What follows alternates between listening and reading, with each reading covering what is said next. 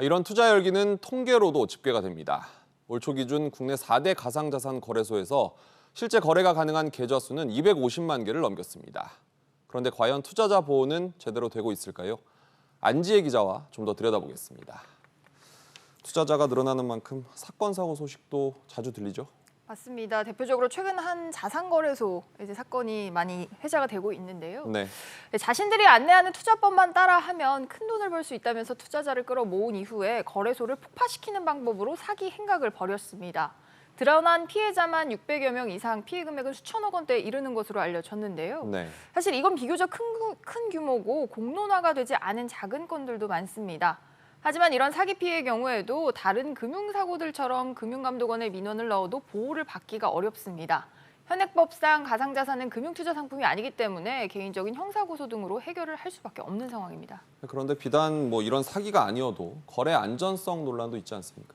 맞습니다. 앞선 보도에서도 많이 보셨듯이 요즘에 투자 수요가 굉장히 폭발을 하면서 대형 거래소들의 안전성은 물론이고 안정성 문제도 점점 노출이 되고 있습니다. 네. 최근 업비트와 빗썸과 같은 국내 1, 2위 거래소에서 거래 체결이 지연되거나 시세 표기란이 멈추는 등 문제가 있었는데 보상이나 후속 조치는 상당히 더뎠습니다.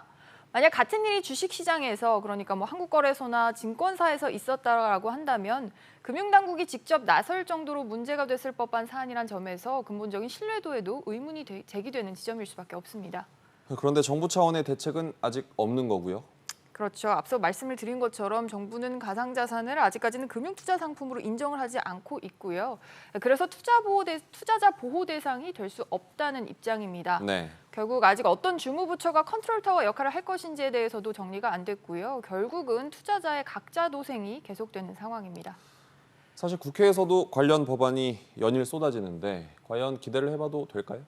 말씀하신 대로 법안 발의 자체는 굉장히 활발합니다. 주요 내용들을 좀 살펴보면요.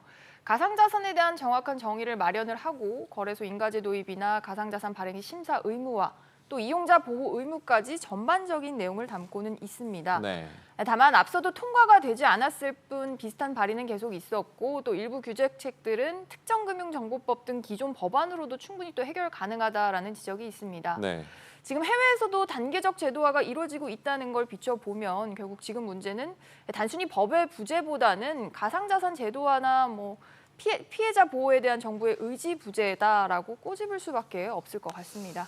과세 움직임이 활발한 것과는 좀 대조되는 상황이네요. 안 기자 잘 들었습니다.